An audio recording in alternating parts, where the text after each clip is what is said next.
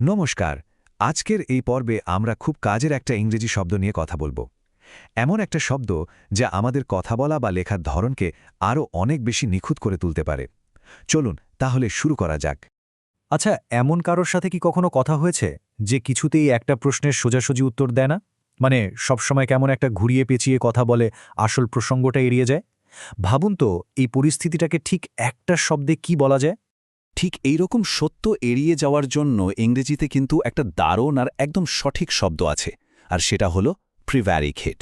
আজ আমরা ঠিক এই শব্দটার মানে কি, কোথায় ব্যবহার হয়, আর এর ভেতরের সূক্ষ্ম পার্থক্যগুলো কি সেগুলোই বোঝার চেষ্টা করব। বেশ, তাহলে চলুন একটু গভীরে যাই। এই যে প্রিভ্যারিকেট শব্দটা, এর আসল মানেটা ঠিক কি? এটা ঠিক কোন ধরনের আচরণ বোঝাতে ব্যবহার হয়? প্রিভ্যারিকেট হলো একটা ভার্ব, অর্থাৎ একটা ক্রিয়াপদ। এর সহজ মানে হল সত্যি কথা বলাটা এড়িয়ে যাওয়া অথবা ঘুরিয়ে কথা বলা। যখন কেউ সরাসরি উত্তর না দিয়ে প্রসঙ্গ পাল্টে ফেলে বা ইচ্ছে করে অস্পষ্ট কথা বলে, তখন বলা যায় যে সে প্রিভ্যারিকেট করছে। এখানে একটা কথা বলে রাখি, এই যে সংজ্ঞা এবং এরপর আমরা যে উদাহরণগুলো দেখব তার সবগুলোই আমাদের নির্ভরযোগ্য সোর্স থেকে সরাসরি নেয়া। এতে আমাদের সবার বুঝতে সুবিধা হবে। এখন এই শব্দটার কিছু সমার্থক শব্দ বা সিনোনিমস তো আছেই, কিন্তু একটা জিনিস মনে রাখা দরকার, প্রত্যেকটা সমার্থক শব্দের ব্যবহারেও কিন্তু একটা সূক্ষ্ম ফারাক থাকে, আর প্রিভ্যারিকেট শব্দটাও এর ব্যতিক্রম নয়। এর খুব কাছাকাছি তিনটে শব্দ হল ইভেইড, লাই আর ইকুইভোকেট। খেয়াল করলে দেখবেন সবগুলোর সাথেই সত্যি এড়িয়ে যাওয়ার একটা সম্পর্ক আছে, কিন্তু প্রত্যেকটার প্রয়োগ আর উদ্দেশ্যটা একদম আলাদা। আর এখানেই সবচেয়ে জরুরি বিষয়টা পরিষ্কার হয়ে যায়। দেখুন, লাই বা মিথ্যা বলার মানে কি?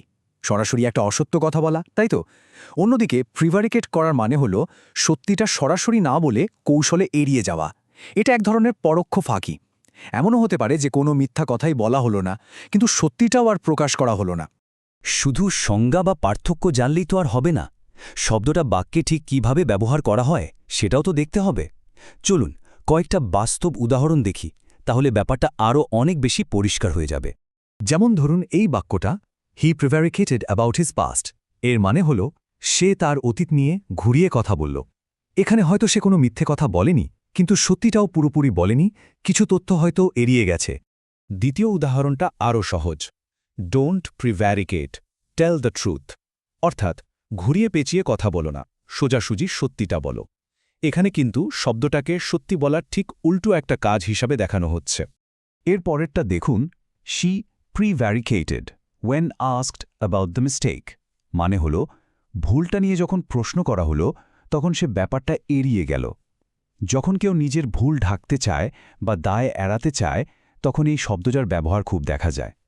চতুর্থ বাক্যটা একটা বেশ ফর্মাল পরিবেশে ব্যবহার হয়েছে, দি অফিসার প্রিভ্যারিকেটেড ডিউরিং কোয়েশ্চেনিং। মানে জিজ্ঞাসাবাদের সময় কর্মকর্তা ঘুরিয়ে কথা বলছিলেন। এটা শুনেই বোঝা যাচ্ছে কোনো একটা আইনি বা প্রাতিষ্ঠানিক পরিবেশের কথা বলা হচ্ছে, যেখানে সরাসরি উত্তর দেওয়াটা খুব জরুরি। আর আমাদের শেষ উদাহরণটা একটা অভ্যাসের দিকে ইঙ্গিত করছে, why do you always prevaricate in serious matters. এর মানে গুরুত্ব বিষয়ে কেন সবসময় ঘুরিয়ে কথা বলা হয়। তার মানে এটা কোনো একবারের ঘটনা নয়, বরং একটা নিয়মিত আচরণ। এতগুলো উদাহরণ দেখার পর একটা প্রশ্ন মনে আসতেই পারে যে একটা নির্দিষ্ট শব্দ জানা বা ব্যবহার করাটা কি এতই জরুরি? খানাম খাই যা খোঁজাবি তো হয়ে যেত, তুমনা সিং ঠাউইংকে বললেই তো হয়ে যেত।